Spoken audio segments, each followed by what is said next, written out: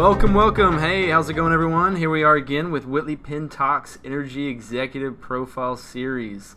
Big number 8, and we're excited about this one. We have the man, the myth, the legend. He goes by one name, Poli, the CFO for Fortuna Resources.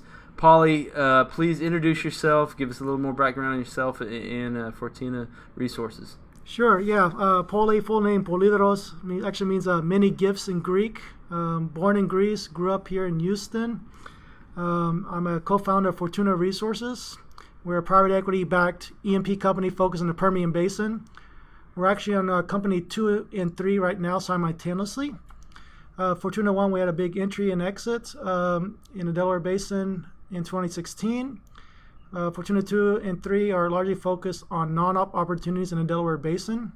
We're seeing a lot of activities and opportunities there. We're backed by North Hudson Resource Partners, and we're excited about the opportunity sets, even though it's kind of a down market right now.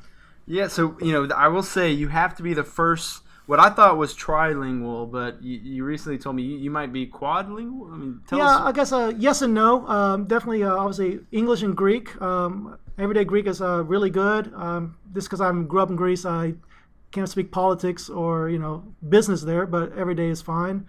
I do speak some Russian. I was actually much better in my early 20s. I took 4 years in high school. My high school is probably one of the only schools in Texas that actually offered Russian, and because there's overlap with Greek and Russian, half the Russian alphabet is probably Greek. Similar grammar structures. I thought it was interesting and something different to do. So I took a semester at Texas as well, and actually was really good. And I've been to Russia and Ukraine the last couple of years, and I survived based on my Russian. It came back to me over time when I was longer there. But and then also just being in Texas and Greek family, we actually had Tex-Mex restaurants growing up, owned and operated 4 of them at one point.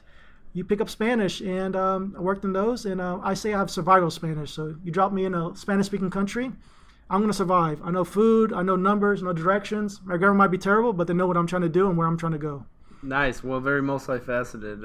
And one of the first, also the first, I'd say Greek that we've had on the series, so we're excited. Maybe we'll have to reference Big Fat Greek Wedding. We'll see. So tell us, Poli, where did it begin? Where did you grow up? Where were you born? What's the beginning of your journey? Yeah, so I was born in Greece, even though my parents actually met in New York City. My mother didn't have a lot of support and family support in New York City, so she went to Greece to have me there, and I was actually a late-born baby, so my father actually returned to New York, and he didn't meet me until I was about 3 months old, because I was supposed to be born in October. I came in November. Long story short, my father didn't want me to grow up to be a punk kid in New York City, so I ended up being, a punk kid in Houston, Texas. So the way that worked is his best friend worked for Amoco at the time, got him an interview, and he got the job. My father wasn't a technical person or a finance person, and I know it really energy experience, but he was one of the first few people that was working on ACH and wires at the time and had that expertise. And Amoco at the time was trying to really improve and get into that processes and efficiencies. So he moved to Houston, and that's how we ended up in Houston. My mother ended up in New York because her oldest brother owned diners, and she was supposed to come to New York to be the first person in the greater family to attend university. And long story short, through some family issues, she ended up working at diners. That's how she met my father, who was a customer. So she only knew about restaurants when she came to Houston. So she kind of looked at the landscape here and realized there's a lot of Tex-Mex restaurants here. Let me learn about that. Worked at a few, and then say, I can do this.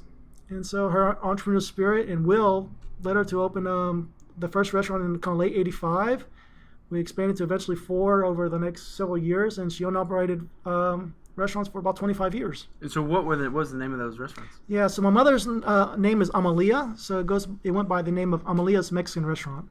Okay, where were those locations back in the day, you remember? Largely in Cypress area, okay. But there was one location on Voss and Westheimer and one in Sugar Land. And we kind of moved some stuff around over time. Okay, and so when she sold it, where was the last stand? The last location was in Spring area, Grant and Louetta.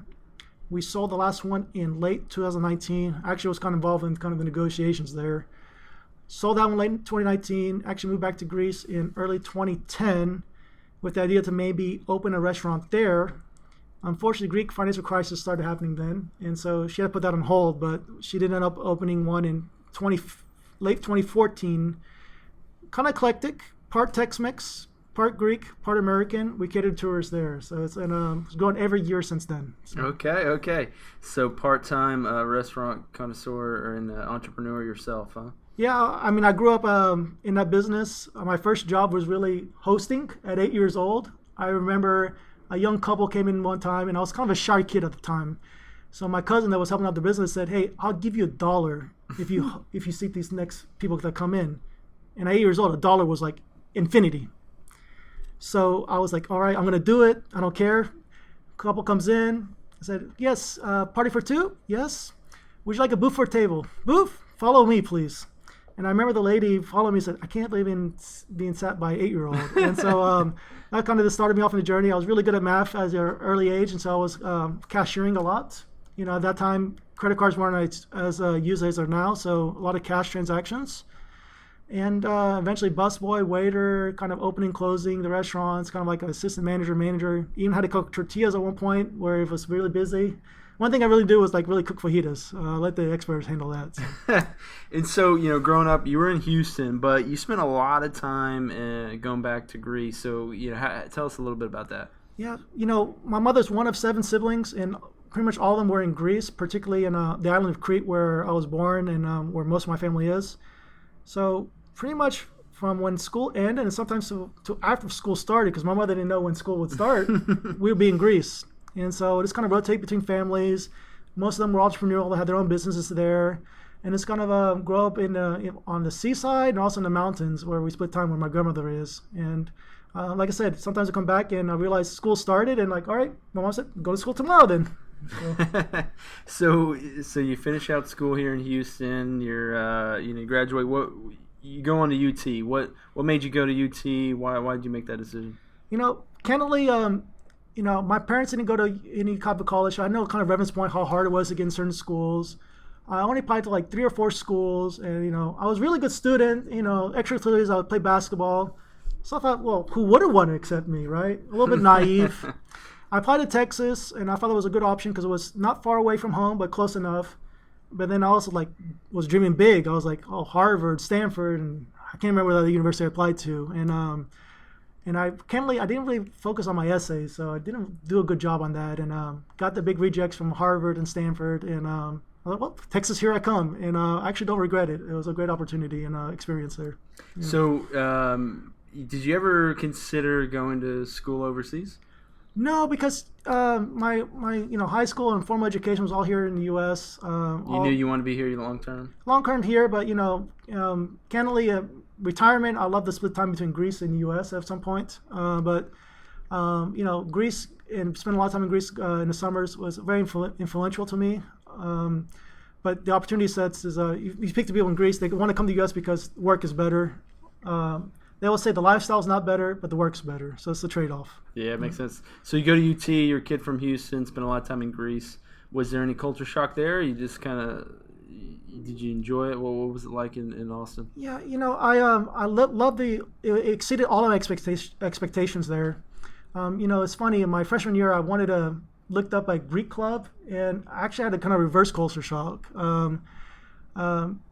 The Greeks that I knew were Greek Americans. And so, and besides my family, but that's family, and they weren't as close or as friendly as I expected initially. So I only attended a couple meetings, and I felt like this wasn't for me. And so just kind of continue my path and just hang out with my friends. Being growing up in Houston, you have a lot of friends that actually go to Texas too. So I had that core group of friends and expanded from there. So then you graduate UT. Did you know you wanted to go the energy route when you were graduating, or did that just happen because of the job opportunity? Yes and no. I would say I had 2 internships with Marathon Oil. That was kind of my first introduction to the energy patch. Quick interesting fact, I was the first, and I understand still the only intern to ever receive the ACE Award at Marathon, which was, they called it the Achievement of Company Excellence Award for a project I really worked on. Basically, long story short, figured out how much non-op partners should have been charged for kind of overhead. Okay. Overhead rate? Overhead rates, but also really the geologists were working on projects and they can allocate their time to certain projects. And they didn't want to nickel and dime them, so they kind of cut my number down. But I think I remember it was $1 million that we recouped from third parties that first year. Oh, nice. They kind of used that as a basis going forward. So when I brought that home to my mom, which came with a nice, I think, $1,000 cash bonus, which is amazing, especially a college kid. My mom said, "This is my award, not your award," because she's very proud of that. So, so that was my first introduction.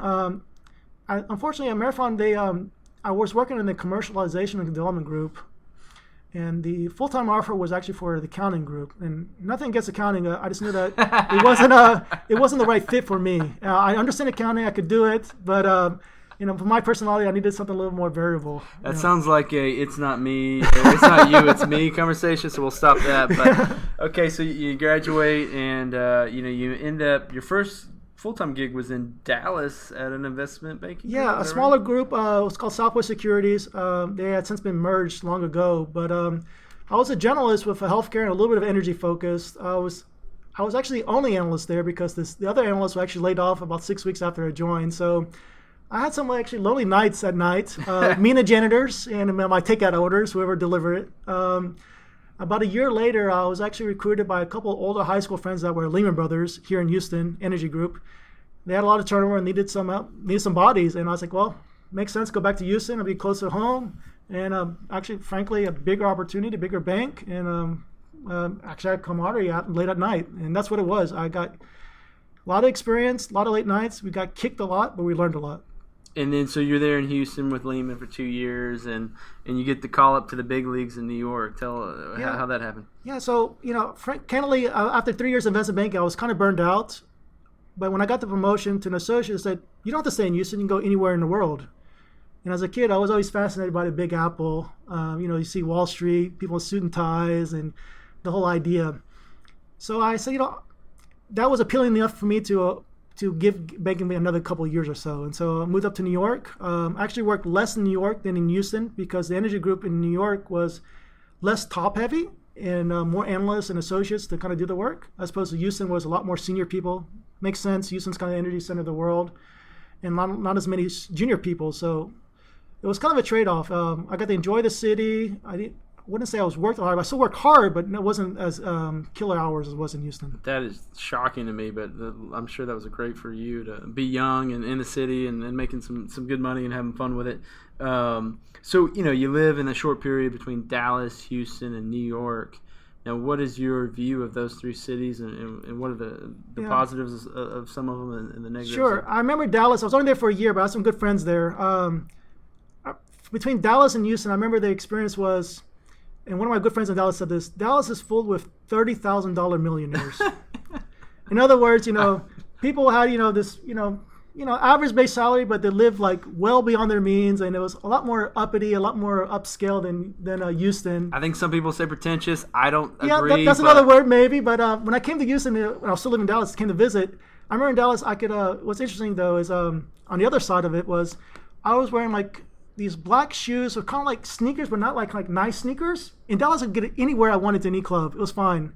When I came to Houston, I was actually rejected because of those shoes. I was like, I'm going anywhere I want in Dallas with these shoes. And I'm getting rejected here in Houston, so it's kind of a variable on some things. So, but New York, obviously, it's uncomparable. What I really love about the city is because what I couldn't get here in Houston or Dallas is you could walk places. You could just get lost just walking, spend all day walking and exploring, and you just can't do that in Houston, particularly if it's summertime. So.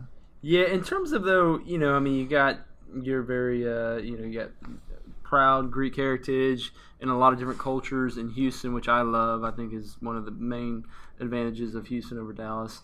But New York, that has some of that too. So, but you've been in New York and Houston, and it's almost pretty comparable. I mean, there's a lot of different cultures in both, right? Yeah. The one difference is New York has Astoria, which is historically a big ethnic center for Greek people there. So if you want to have a Greek weekend, go to Greek bars, hear Greek music, which frankly, I wasn't always into that, but every once in a while was a good change up. You go there. We have a lot of options. Now, you read the statistics. Actually, Houston's actually more diverse than New York in terms of ethnicities. It's just more spread out, so you don't feel it. Mm-hmm. Because Houston actually, when I read, is they accept a lot of refugees, immigrants. It's such a big city geographically. You just don't get that feel, especially if you're in certain pockets. Yeah, and so are you at Lehman till the end? Almost to the end. I left May 1st, 2008. Lehman went bankrupt in September of 2008.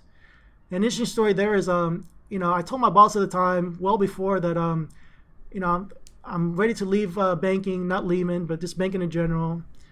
He was like, wanted to take some time off. Everyone knew it was going to be a down year for Lehman and banking in general, but no one had an idea that Lehman was going to go bankruptcy 4 months later. He said, that's fine. I'm actually really happy to hear that. I'll be really pissed if you're going to competitor, but great, I'll support you. An hour later, he calls me back in his office, and he's like, you know what, Poli? I'm glad you brought this up to me because in about 2 or 3 weeks, Lehman's going to have some layoffs. You weren't going to be part of that, but I can talk to my boss, and we can arrange that you're part of the layoff, so this way that you can save someone else's job, you can get some severance, and you can keep some stock, potentially. Win-win. It was win-win. So he just told me, you can't tell anything to HR. I said, that's fine with me. So 2 or 3 weeks pass. I get a call from his boss to come meet me on X floor in room number whatever. He gives me the whole spiel. He says, good luck in Greece at the end, because my idea was kind of like spend some time and travel in Greece afterwards. And went to HR, and they basically told me the whole spiel about my severance, any questions, and I just pretended to be like shocked and dumbfounded. I was like, no, I'll just be on my way. And that was the end. That's a good way out. You got some pocket money for your travels, and so then after that, what do you do? So I spent that summer just traveling around Europe. I went to a Euro Cup there in Austria. I've watched the Greek national team play there. Eventually, I went up to Greece to figure out my military duty because I'm a dual citizen. But long story short, I ended up getting an exemption because paperwork wasn't right. My father's not Greek. My mother's 100% Greek. I was born in Greece, but there's no J in the Greek alphabet, so Trejos doesn't really translate to the alphabet there. So my documents were spelled different ways for my last name, and the military office said, this needs to be fixed. So I tried to fix it for about 6 months. Didn't have success, hired a lawyer. It took her 1.5 years. So I like to joke that I was the first person in Greek history to not avoid the military and actually say, here I am, take me. And they said no. So what is the military commitment? So it depends. It's changed over time, but growing up, all my cousins had to do 2 years. If you have multiple siblings, they'll give you a break. You might have to do a year. They initially told me since I was born in Greece but didn't grow up there, it'll be 6 to 9 months. Okay. And so that's more than reasonable. I'm here to do it. At the time I was single, no wife, no girlfriend, no dog, no house, no commitment. So I was like, this is the right time to do it. So that's basically to be able to keep your dual citizenship, you had to do the 6 to 9 months? Yes. So they gave me an exemption, but the exemption says I can't live in Greece for more than 6 months any calendar year. And if I do, they have the right but not the obligation to throw me into the military until I'm the age of 45. Okay. So once you're 45, you can go over there. I'm free and clear. Yeah. Okay. Exactly right. Probably, yeah, like you said, the first person to get that exemption. So if you live in Greece, change your last name to something with a J is how to get around it? Basically, in Greek, my name, the J looks like the letter Z, so that's how it kind of looks like in Greek. But there's different ways to kind of make that sound, so that's why the paperwork had issues. Yeah. And so, you're in Greece, you're ready to sign up for this 9-month commitment. All of a sudden, you get you're not going to have to do it. So then, what's your next step? How are you going to spend your time? Yeah, to kind of, while I was trying to figure out the military issue, I actually applied to a organization called TechnoServe. And I first learned about it as an analyst at Lehman Brothers because not everyone continues in the bank, and the banks are cognizant of that. So they actually sent out external opportunities. And one of them was TechnoServe, but this one they sent out was for like Latin America. Well, I liked the idea. It wasn't the right time. Also, I'm not fluent in Spanish. I can survive in it. And so I looked up their website. They had a specific project that was in Ethiopia. It was actually backed by the Bill and Melinda Gates Foundation. The thesis was this: a lot of coffee in Ethiopia, not a lot of capital. The farmers there don't have a lot of collateral either. They tend to wash their coffee by hand. So you can imagine, one, they do a great job. The next day, maybe not as good as job. And so the consistency wasn't there. So they're not getting the premium for their coffee.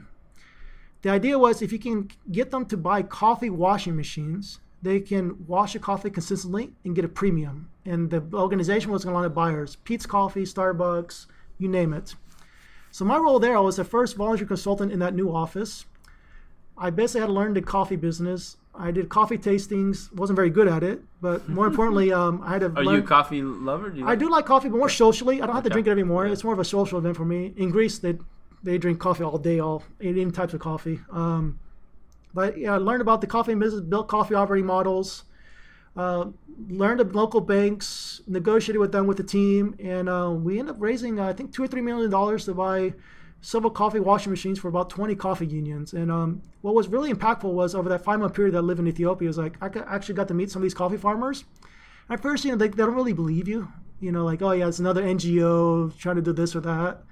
But when you actually show the results and like you're actually working on it, you can see kind of like the smiles and more hope for a better future. Because Ethiopia had remnants of a communist days where no one still today can own land. There's actually technical lease. So if you build a house in Ethiopia, you just basically purchase like a 100-year lease, and so there's no collateral put up for that. So that was the project, and like I said, it was great backing by the Bill Gates Foundation, and was very, very grateful to be a part of that. They actually hinted at a permanent opportunity there. Great experience there, but living permanently in Ethiopia wasn't for me. So yeah, I mean, what city in Ethiopia? I was in Addis Ababa, the capital. Okay. It's a little bit more diverse than you expect because the head of the African Union is based in Addis Ababa. Okay. The head of the United Nations branch of Africa is in Addis Ababa. So you can actually meet quite a bit diverse group of people. And coincidentally, I was given a stipend of $20 a day, which went a long way in Ethiopia.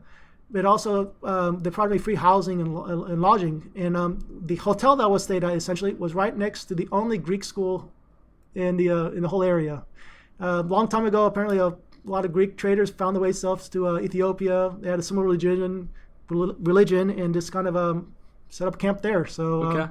I made some friends pretty quickly there. So okay, and so I mean, what do you do for fun in when you're there? Yeah, well, the first kind of couple weekends was a little lonely, I guess you say. And I don't get lonely myself, but hadn't made the friends yet. But believe it or not, because of the diversity there in terms of expats, there's a lot of interesting bars, a lot of reggae bars. Okay. The Rastafarians, actually, the origin is from Ethiopia. Okay. It goes back to Haile Selassie and his trip to Jamaica, where he arrived. Rain started happening after a drought of years, apparently, and the Jamaicans viewed him as kind of like a second coming of sorts. And so, and he never claimed to be kind of the second coming, Haile Selassie, but he basically said it was kind of flattered. And my understanding is he basically gave him like land in Ethiopia, and that's how the Rastafarians, a lot of reggae and stuff like that kind of originated. Interesting. Yeah. So you're doing that. And then you say, man, I gotta get home. I gotta get back to the U.S. So I did a little bit more traveling, but I was always really good about listening to my mind and body. My mind and body told me I needed to stop banking. My mind and body told me enough traveling, get back to reality. But I always did a good job of saving money, just make sure to give myself flexibility. So came back to Houston just before Thanksgiving, the day before Thanksgiving, and had my sister pick me up. And even tell my parents. This was late 2019. Okay. No, 2009, right? Oh, yeah, sorry. It's 2009. Yes, that's right. Spent the holidays with my family, and then went looking for a job. And I was fortunate to land an opportunity with Black Eye Partners, which is a couple blocks from where we are now, actually, Midstream MLP. And was there for about a year, and then I was recruited by Mr. Sanchez at Sanchez Oil and Gas. At the time, was still a private E&P company. They were trying to figure out what to do with their E&P assets. And I was hired to figure out strategic alternatives. 6 months later, we went public with 10 wells producing 600 barrels a day. And I was probably one of 30 or so people. Fast forward 4 years, we had grown to 55,000 barrels of production a day. I was probably one of 300 people. You were public at that time? We're definitely public. Culture changed. I realized that when I was part of the original group, I was part of strategy, a little bit of everything. I was, small companies, you were intimate. You got to do a little bit of everything. I noticed I was doing a lot more IR and budgeting work, which was fine, but it's not really was really interesting in what really drove me. I really like kind of creating and building as opposed to kind of maintaining. And so that's that entrepreneurial spirit that probably that you got from your parents and relatives. That's exactly right. Just kind of growing up and hearing about their businesses and their struggles, the pluses and minuses, but like I said, doing the same thing every day is maybe not for me, but kind of building and growing things and maybe handing it off later, that's fine with me. But I realized in early 2015, again, my mind and body told me I need to change, but it was kind of an interesting time. You got this beginning of the downturn in oil and gas. A lot of people thought I was crazy for resigning from Sanchez. Like, what are you going to do next? It's going to be hard to find a job in the oil industry.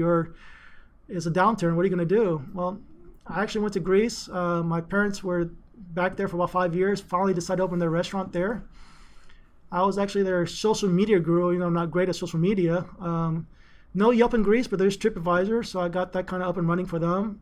Helped kind of get the snowball rolling in terms of reviews. And believe it or not, we've been on the top 5 consistently the last 5 years in the 5th largest city in Greece. So it's been a great draw and a great business for them.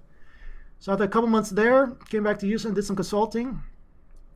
Before I left Sanchez, I told my friend Sebastian that I'm looking to do kind of a startup. If you know any like-minded people that want to have the same idea or team up, let me know. Came back.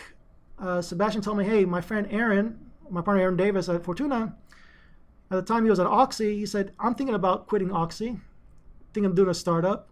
He's a petroleum engineer. He identified a VP of land, a VP of operations, didn't have anyone on the finance side. And so we got together for happy hour. I like to say that we speed dated for about 6 weeks and decided to give it a go and start pitching private equity companies from there. And that's how Fortuna was really started. We started pitching in October 2015. Wasn't a great timing because oil was going from $45 to $26 in January of 2016. Plus you had the holidays, so our momentum was kind of choppy.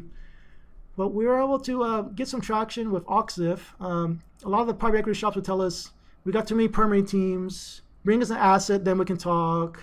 You're too optimistic on your projections on the Delaware. A lot of reasons not to necessarily do a deal now, but maybe keep in touch. But Oxif at the time really liked our organic grassroots leasing strategy in Pecos County.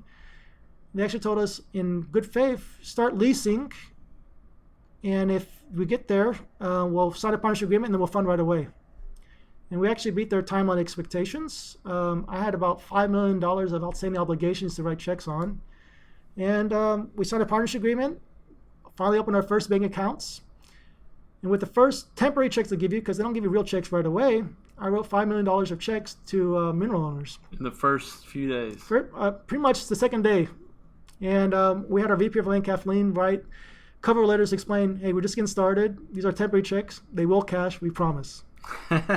So off running, which is great, right? Because that's the worst fear a private equity group has. Is, they're going to give commitment. Exactly. And we still have an office there because we weren't going to sign a lease for an office until we had a partnership agreement signed. So we signed the lease immediately after, but we had about 2 weeks of building out. So we're also working from home, coffee shops, any conference room we can borrow, whatever it is. Just kind of this, like I said, entrepreneurial spirit trying to get started. And so obviously, we'll get to the success you've had since then. Do you ever miss those days? Those days when you're kind of on the fringe of making it work and scrapping everything together? Yeah, I do miss it, and particularly in retrospect, because it's I've been comfortable with the unknown, and that's a lot of opportunity sets in my life have been that way. Just taking a leap and being confident that I'll figure it out. It was a little simpler at times because hey, we have no assets. Let's just go figure it out. Even though it was hard, but it was still simple. Hey, let's just go figure it out. And I miss it. We're a small group. We were 4 at the time. We're since grown to 11, but it's still we're not that big, so it's still pretty entrepreneurial spirits. And so, why the name Fortuna? Yeah, we were trying to figure out names. And Aaron actually wanted to find something that was kind of good luck, fortune. He started looking up names, and in Latin, apparently Fortuna is the right word. So we went with that, and it was available actually as well. That's what everyone says. That's the key. Well, everything was taken. Exactly right. So Fortuna Resources, and that's how we got started off. So and so when you guys put together the first deal and you put together this position. Talk us through how quickly kind of the exit there happened and how that evolved and what that felt like. Sure. We put together 2 operating positions in the Delaware Basin. Our first position was put together really quickly, largely organically, grassroots in Pecos County. We had about just over 3,000 acres there. In August of 2016, we closed on an acquisition, actually through EnergyNet. I know you had Chris on your show earlier. We picked up an acquisition from BHP. It was about, call it 3,500 acres, actually 4,500 acres. We since added 600 acres, grew production from 100 BOE per day to about 400 BOE per day. And after essentially at the same time we were closing on the acquisition, PDC announced an acquisition of the acreage around us. And, it's a public company, so they had to publicly announce the valuation. And there was quite a bit of arbitrage between what we paid and to what they paid. It was strategic for them. Valuation compelling for us, so it made sense to eventually talk. And so 6 weeks later, while we're still kind of developing our plans to develop the assets, we began negotiations with PDC about them taking out our acreage position. Fast forward 4 months, PDC bought us out. They basically said, all your plans, we'll do them ourselves. Thank you very much. We said thank you for the check and went on from there. The remaining asset, we sold the XTO not long after and started Fortuna 2 in early 2017. So tell us about where were you at when you were closing that deal Sure. and kind of having that life moment? Absolutely. So we actually closed December 30th, 2016. I was actually on a baby moon with my wife in Milan, Italy. We were kind of traveling up and down Italy. We actually ended up in Switzerland for a few days as well. But it actually worked in our favor. I didn't cancel the baby moon because of the time difference. So when people were sleeping here, we were kind of touring around Italy and Switzerland. But when we actually closed the deal, we were actually in Milan. And, my wife was going to sleep early because she was pregnant and was getting tired all the time. And so right after dinner time, she'd go to sleep and I'll just start working. And so I remember wires being sent out and confirming all the numbers, probably like 1 a.m. in the morning or so. It was a little bit surreal because, I just started the company less than 8 months ago. We had picked up our assets, call it 4 months ago. We were developing plans for the assets, running around that track. And then shortly after, we started negotiating selling it. And so looking back, you really don't appreciate the time because it was surreal. It was like, you saw these wires go out, you see the money hit the account. And for me, it was like 1 or 2 a.m. I was like, all right, I'm going to sleep now. Enjoy the rest of the vacation. And then you didn't go pop bottles by yourself? No. And then when you get back, you started negotiating Fortuna 2 documents. So you only have a break to kind of look back and appreciate what happened.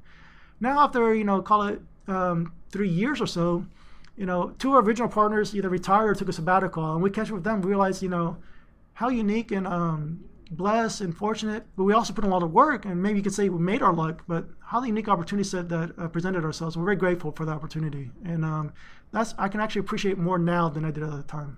Did you guys have a big closing dinner when you got back or anything? We had a closing dinner. It wasn't a blowout, but it was just more just the 4 of us getting together and just kind of celebrating, because that was the core of the team. It's the 4 of us. And so when you look at your crystal ball now and you're kind of thinking about the opportunity set in the space, what are your thoughts for the PE world? Someone like yourself, you have capital. How are you going to deploy it in this setting to make money? Yeah, we're trying to be very careful in understanding that our hold period is going to be longer in this environment. Fortuna 1, the thesis was 3 to 5 years. It was 1 year or so. Fortuna 2, when we started, again, we thought 3 to 5 years. We have since come to the expectation that it's going to be probably closer to 5 years, if not longer. We started Fortuna 3 about 4 months ago, again with a non-op focused strategy in the Northern Delaware Basin with near-term development opportunities. Expecting there it's going to be a longer hold period. Return might not be the next thing. It might be distributions over time. And, with PE shops, I think eventually, they've raised, a lot of them have raised LP funds with the assumption of, higher return opportunities. So they have to stick to that. But if you're raising money in a new fund now, maybe you have to start looking at lower risk, lower return thresholds and longer hold periods, more of a yield base. And so everyone can switch to that now. And who knows, things might change in a couple of years, but that's the kind of mentality I see right now. With newer funds, you might have to change kind of the return model. So we just got out of NAPE not too long ago. What kind of sense or feel did you get from NAPE this year compared to others? Well attended this year. Definitely no liking of participants at parties and happy hours and whatnot. I would say I think people wanted to be optimistic, but it wasn't there. I think people are realizing that it's going to be another hard year, kind of more survival mode. I think maybe certain segments might be more affected than others, but everyone's just kind of bunkering down and see what happens. And yeah, no, I agree. I think this industry is a little bit of a Chicken Little. The sky is falling, right? And everyone kind of worries a little bit, but there is, the landman. I think it's going to be tough for them, which you hate to see. But I felt a little bit of desperation when I talked to some of those groups. I agree with that. Even when we're looking at BD opportunities now, we're looking at leases. We're not bidding on anything that doesn't have near-term development. It has an AFE or permit on it. If it's just an undeveloped piece of acreage, we're not bidding on it because in this environment it might not be developed anytime soon, and we don't want that at risk and exposure. Yeah, no, I understand. Well, so tell us about your equity partners. I think you've had two different ones. Yeah, it's technically two different partners. Originally Oxif and now North Hudson, but the team on both entities are the same. Okay. So essentially, we were backed initially by Oxif and Fortuna 1 and 2.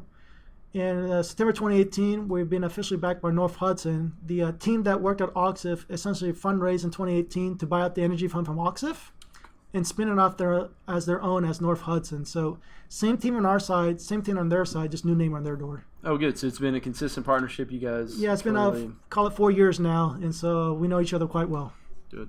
So moving on to the personal side here. So tell us a little about your family. I know you got a beautiful wife and two sons. Yeah, so I have almost a 3-year-old, Leandros. Kind of Greek tradition, you name your firstborn son after the father's father. So my father's Leandros, my son's Leandros. And my second son, Stavros, is named after my wife's father. He's just over 6 months now, so young and growing family. We'll see. My wife gives a hard time because she knows I really want 3 kids eventually, and she kind of holds it against me at this point in time. So we'll see what happens from there. So if it's always the father's first name, so then don't you get in a cycle where everyone kind of has just really either one name or the other? That's exactly right. And if you've seen My Big Fat Greek Wedding, there's a scene where the husband's being met to the greater family of the wife, the Greek family, and there's like Nick, Nicky, Nick, and the way you differentiate who's who is by the middle name. So my middle name is my father's name. So if you're talking about Nick, you don't know which Nick you're talking about. You mentioned his middle name, so Nick George. Oh, I know what you're talking about. His father's George. That's the Nick. Or Nick Poli. Oh, his father's Poli. So, if both my kids have boys, their names will be Poli or Polidoros, but they'll know which one they're talking about because it'll be Poli Leandros or Poli Stavros. And so you kind of give nicknames around that, and that's how you identify it. So a lot of funny nicknames that come about that with kind of middle or first names from there. Does the wife ever get a chance to throw some family names in there? Yeah, depending on what part of Greece is, the girls might go out after the mother's mother or the father's mother first. That can differentiate in Greece, but but where I'm from in Crete, usually the firstborn son and the firstborn girl are typically named after the father's side. So it's still kind of a paternalistic society. So Okay. Yeah. Well, I like it. So let's get into the fun 20-question round. We got some definitely more personal questions and not necessarily energy centric. But for the first one, sure, I love to ask this question because we all do things that make us a good living and we enjoy. But if you could do anything in the world, what's your dream job?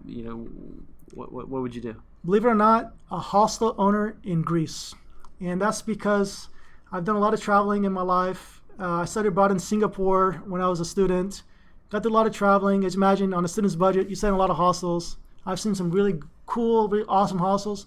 I've seen some really dirty and filthy hostels.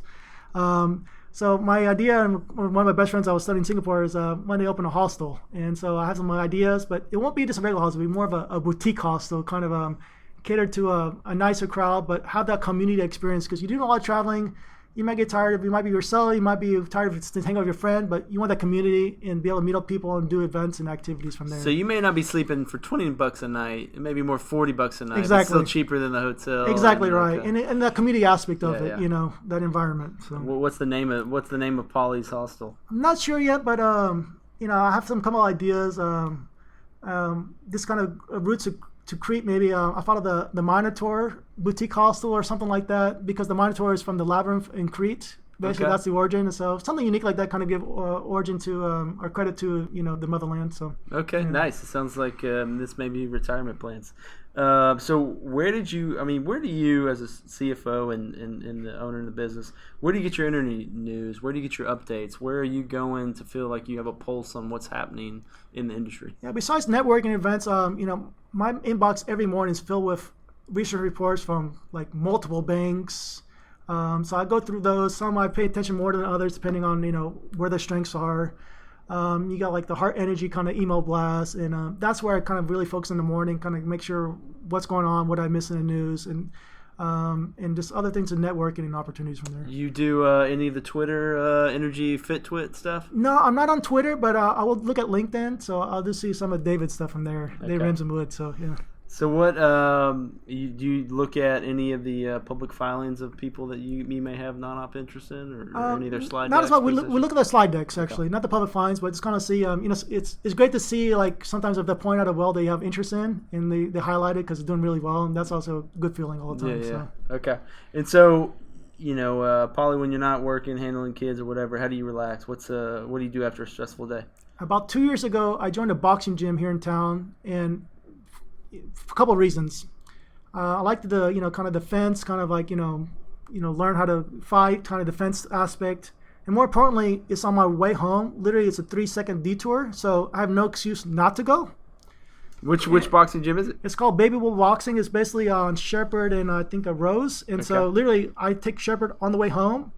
And it's 1 block detour from there, so I have no excuse not to go on the way home. Nice. And so it's a great workout. I mean, I sweat more than any other workout I've done before, and I'm probably burning like 600 to 700 calories minimum each time. And I feel like if I ever get in that bind, I feel like I can actually defend myself. So. Well, I think the energy industry, we need some type of fight night, right? Like let's put Fortuna up against whoever I'll you guys be game, against. To bring my mouthpiece, That's right. I'll take on Weaver, BDO, someone like that. Let's have fun with it. There you go. I like the idea. So as a kid, what's biggest sports hero as a kid? I mean, what sports were you into? Being a Greek. Being Greek, honestly, a mix of really basketball and soccer. On basketball, I was really enamored with Jordan at first, but I feel like eventually he was too popular and won too much. And I didn't become like anti-Jordan, but I wanted to see someone else win. So believe it or not, I actually became a big New York Knicks fan and a Patrick Ewing fan because they were always so close to beating him. Maybe 1 bucket away, and like I just really related their heartache where like they just fell short every time, and as I just wanted to get over the hump, and they never did. What about some of the Greek basketball stars? Do you know? Yeah, I mean, I remember like we had Greece growing up. They won the European Championship. It was very influential summer for me. Hearing all those names. Actually, my favorite player right now is actually Giannis, of course, reigning MVP in the NBA. And who's he playing for? He plays for the Bucks, and so actually, believe it or not, I met him on a flight on the way from Greece back to home. We were on the same flight. Got to introduce myself. We're only speaking Greek, and my oldest son has a picture of him, and he was very scared when he took the picture, but he has a picture with Giannis Antetokounmpo. Oh, nice. Okay, so then next question: if you could be an athlete, musician, or actor, which one would you be, and why? Yeah, I would have to say Lionel Messi. Besides being arguably the greatest football player of all time, if not top 3. I really like his personalities. In my opinion, he seems pretty humble, but he's phenomenal. He's a genius with the ball, and so I kind of relate to him on personality. He is very, from what I can tell, a big family man. I'm a big family man. He's an expert at what he does, and he doesn't let it get over his head. And so I really kind of relate to that kind of personality and his genius there on the field. So growing up, though, you did more basketball than soccer, but you enjoyed soccer more? So I played soccer up to the 8th grade, and then I picked up a basketball. Okay. And from then on, it was only basketball. I mean, you're a tall guy, so that makes sense. Yeah, so varsity since then, and then, I played center, but if you think about it, if I go to the next level, I'll be a point guard, and they'd have that skill set. So, yeah. Okay, so what one person had the biggest impact on your career when you think about Lehman, Buckeye, Sanchez, whatever? What one person made an impact? It's no one at the corporate level. It was actually my mother. Think about it, she wasn't formally educated. She always had this will and drive to figure it out. No formal education. Didn't speak English when she came to the United States. She learned English. She learned Spanish by watching telenovelas on the TV in New York. She just figured it out, and that kind of mentality and just growing up with it just kind of led me to the experience where I am today. It's like, I have confidence in myself. I might know the answer, but I'll figure it out, and things will work out. And so you told me a good story, which I thought was pretty good, about tell me her reaction when you told her you were going to be an investment banker. Yeah, so, again, parents didn't grow up in the United States, didn't know what investment banking was. I barely knew what investment banking was. I told her, Mom, I'm going to be an investment banker. She paused and said, wait, why do you want to do that? I see those tellers in the bank every day and make deposits. You spent 4 years of school to go do that?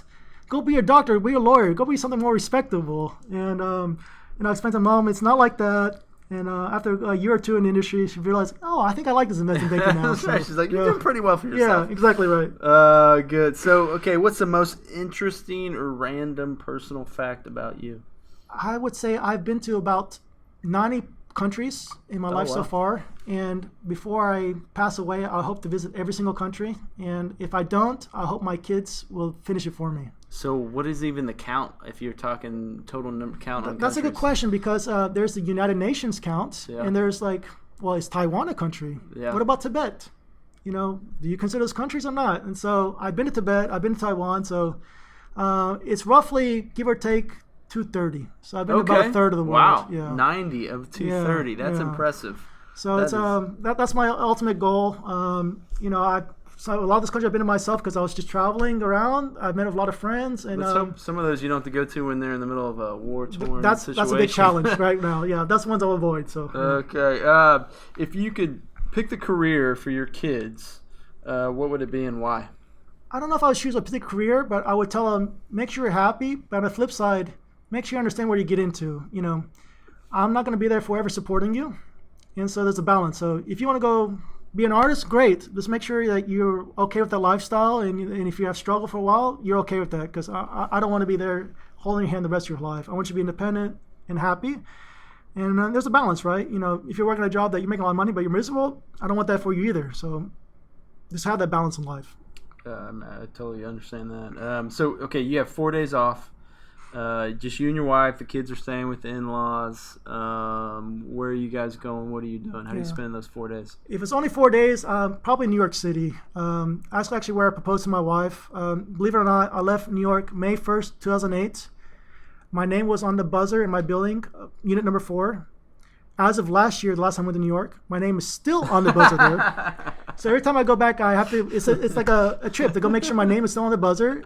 And my wife actually thought I owned the building for several years because why would my name still be on the buzzer after 10 years? Shocking. And so do you ring it just to see who answers? I don't ring it, but it's on the second floor. I can, if they have the windows up, I can kind of peek in. Another neighbor is in East Village. I proposed right across the street from her, and every time we visit it, I made this routine about going to visit it and have a coffee and scone. And so when I actually proposed, she had no idea what was happening because that was a normal routine. Yeah, coffee, scone, go visit the apartment, see my name still on the door. And so I kind of surprised her that way. So when's the last time you went there? I went there less than a year ago, about 11 months ago. And it was still there? It was still there. Okay, and, I feel like next time I go there, I need to check it out. Yeah, we have plans to maybe go this summer, and so we'll verify there. It'll be a sad day when it's not there. Yeah, you're going to have to pour some out. Yeah. Okay, so, either you're on death row or you're about to pass away. What's your last meal? A Greek-style lamb with a rice pilaf. I don't get it very often because that style is it's hard to make here in the U.S., and it's really from Crete. But it's the best lamb I've ever had, and believe it or not, the only ingredient they put on it is sea salt. Wow. Yeah. And so it's all in the way, the method of so this you talk about organic meats over there. They probably don't even have the word for organic ingredients because everything there is just kind of mountains and grass-fed, whatever you want to call it. So. And so, I know it may be tough, but if you had to pick the best Greek restaurant, authentic or whatever, if what's in Houston, what is it? I would say it's kind of a little bit of fusion, but Howland's does a good job. It's higher end. In Rice Village? In Rice Village. It's higher end. It's a little bit fusion. So they do a good job, though. There are a lot of good Greek wines. I've only been to Uzo Bay in kind of the River Oaks district once for lunch, and it seemed pretty good, but it also seemed higher end. But for the most part, we just eat Greek at home. Yeah. So. Okay, describe your perfect start to the day. What's your routine? What are you doing in the morning to get you going? I wake up, try to spend some time with the kids, but candidly, first thing I do is once I get my eyes open is I check the emails, make sure nothing's blown up. Once I'm okay with there, I try to spend a little bit of time with the kids. I make sure to drive my son to school in the morning to have that extra time with him. My youngest son's not quite there yet, but he'll be there. I'll drop him off as well. And then I'll get to the office and then catch up with the team. What's on everybody's agenda, figure out where we can add value, what's on the plate. And what I really enjoy about it is every day is a little different. It's not the same thing every day. So what's the last book you read? Or are you a book reader? Are you more listening, podcast? That's one thing I wish I would do more is read books. I actually read a lot of articles, online, paper. But actually, the last book I read was I attended an Adam event here, I guess, a month or two ago, where David Ramsden Wood was there, and he was selling his books. I picked up a copy, and that's the last book I read. So good, yeah. Yeah, so good stories in there. Kind of reflects his personality. So yeah, no, he's a good dude. Very interesting. Okay, so name an event, and this could be in your childhood or professional, but I don't know. I think every human has one or two things that they look back and like, man, that was kind of a life change. Was there anything that molded you or kind of shaped? Yeah, a little bit of a tearjerker. So forgive me if I tear up a little bit, but I was studying abroad in Singapore. My mother was going through a chemo for leukemia, and so at that point she started closing down restaurants. She didn't actually tell me she had leukemia until I was actually there because she didn't know. When she's still in Houston. Still in Houston, yes. And I had worked, I'd gotten scholarships, I did internships in the summer, so I saved money. But at some point, money was getting tight at the end of the semester. And I called home and I told Mom, I said, Mom, do you have maybe $1,000, whatever it was, to give me to kind of make it through the rest of the semester? And there was a pause there, and she started crying. And she said, I've all these years I've raised my brother's kids, I've given to the church, I founded a church, I've given all this money to here, and here I am with my son, and I can't give $1,000. And so, she gave me whatever I can. I made it last. I got a tax refund from the IRS that year, made a big difference. And but from that point on, I made a promise to myself that I would never ask my mom for $1 again.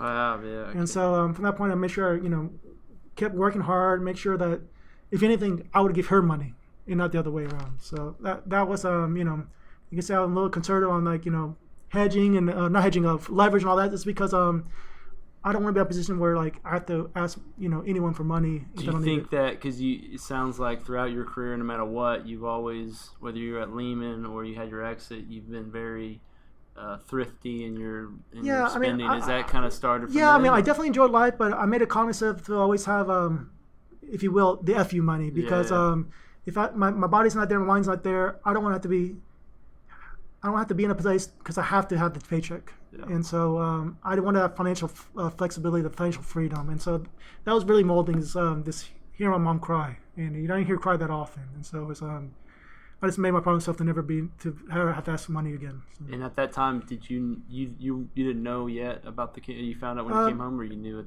She didn't tell me until after I was there because she didn't want me to cancel the trip. Yeah. And so probably a month or two after, actually my sister made her tell me. And then obviously, medical bills start piling up. She can't be at the restaurants as much because she's sick.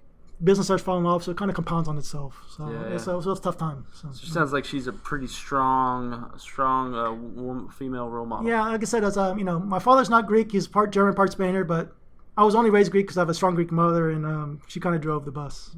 Yeah. So, well, that's impressive, and I'm sure as a young man, that's a good role model to have. I appreciate you sharing that. So, what is one thing you would tell 22-year-old Poli, or maybe others coming out of college? I mean, you've had a lot of success. What would you reiterate to others to kind of put them on the same path? Yeah, it's kind of like I mentioned before. Listen to yourself, and if you have the confidence to do something different, particularly when you're young, take the opportunity. The world's not going to end if you fail. Learn from those failures. Maybe everyone doesn't have the risk tolerance, but still, that's the time to explore it, figure out things yourself.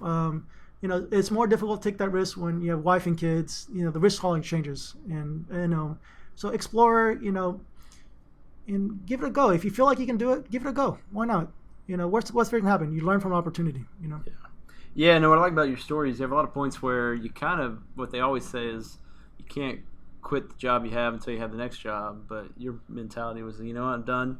Something will come up. Yeah. And it's not an ego thing. It's like I just feel like myself. Like I'll figure it out. I've gotten comfortable with the unknown, and something will work out. It might be perfect right away, but it'll lead to something else that may be more perfect.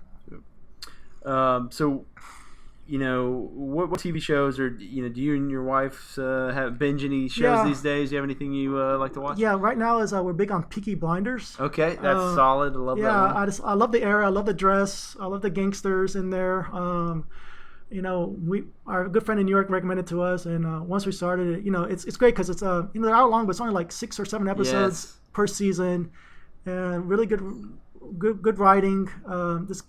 It captures our imagination. So I love that one. I recently finished after a recommendation of our last podcast, Don't F with Cats, Okay. I recommend not watching that before you go to bed because it's pretty creepy, super creepy. So very good, but man, it would get to you. So, what does retirement look like for you? I mean, you kind of feel like you touched on a little bit, but I mean, are you the type of person, okay, I got in my mind, by the time I hit 55, I want to have X amount in the bank, and I'm going to do whatever I want, whether that's, go live overseas in Greece, or, I'm always going to be involved doing something. What do you have that thought plan? Yeah, I mean, ideally, long term, I want to spend, call it 6 months in Greece, 6 months in the U.S. That's not be Texas, maybe New York, wherever it is. But, I don't want to be involved in maybe the day-to-day operations of the hostel, but be plugged in enough and kind of be more of an investor from there. And then, honestly, spend a lot of time with my family and hopefully try to see every country in the world by then. And what's your idea of? Do you have a by the time I'm 60 or 55, when you want to start doing that 50-50? We'll see how well Fortuna 2-3 goes, and then we'll go from there. So, okay, I like it. So you seem like you'd be good at a lot of jobs, but what job would you be terrible at? I thought about this in the past before. I could probably do it for a day, but like a customer help hotline. There's so many complaints I can take, and my patience will wear out pretty thin. I'm generally a pretty patient person, but it's like I feel like customer help hotlines are just more about complaining about something, and I'm more about like, hey, let's fix the problem, not the blame. And so I don't think I'll last too long in type environment or something where I have to do the exact same thing every day. Need something a little more different, a little more variety. So. Okay, so you seem pretty easygoing, and I obviously I've seen you outside of the office and other events, but. What does piss Poli off? Because I can't, you seem like you're always pretty happy. That's a good point. I don't get pissed off very easily. Actually, my wife's never actually seen me pissed off. I do get annoyed on things, and I'll say what really annoys me is if someone tells me they're going to do something and they don't do it. I'm very patient. Even if it takes a long time, just tell me you're going to do it and follow it through. But if you tell me you're going to do it and you don't do it, and then I have to do it, that really pisses me off. It's first of all, just to be honest with me, if you don't have the skill set, you don't want to do it, just tell me ahead of time. Just don't tell me you're going to do it and then I do it. No, I feel you there. And so, okay, what's your worst bad habit? Stress eating. Stress eating. Okay, well, I got to hear more on this. Yeah. So what does stress eating look like to you? Well, my wife actually.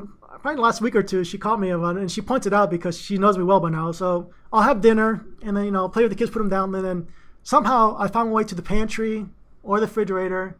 And I'm not a big sweets guy, so I'm more of a savory guy. But if I'm start looking for something sweet, I'm stress eating. I'm looking for chocolates, looking for those like yogurt covered pretzels, whatever ice cream's got in there, and I convince myself I'm just gonna have a little bit.